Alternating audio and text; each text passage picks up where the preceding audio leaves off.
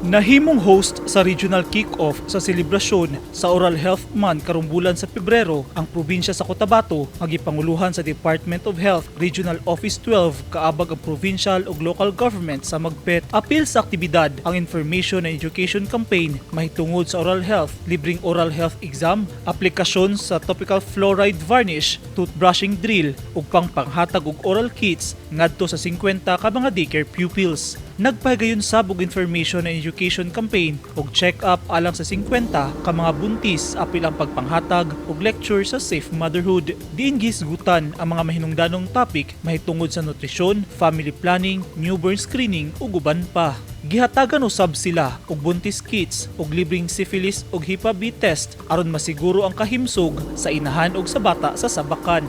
Sumala ni Dr. Divina Gracia Alimbuyaw, ang Program Coordinator sa Integrated Health Office kaabag sa provincial government sa aktibidad ang Rural Health Unit sa Magpet kauban ang Philippine National Police o Bureau of Fire ug bisan ang Rural Health Units sa Makilala, Kidapawan City, Alamada, Mlang, Tulunan ug President Roxas nga nagpadala pa og mga dentista. Sa pag-abli sa Oral Health Month celebration, mitindog isip representante ni Governor Emilio Taleño Mendoza si Ivy Marcia Dalumpines Balitok ang chair sa Committee on Health nga maoy mipaabot sa pagpasalamat sa gobernadora sa tanan nga mitabang aron maduso ang tinguha sa gobyerno nga makabot ang usa ka himsog ug luwas nga komunidad nga layo sa bisan unsang klase sa sakit. Mitambong sab sa kick-off activity ang representative gikan sa DOH Regional, IPHO, local official ug uban pang stakeholders.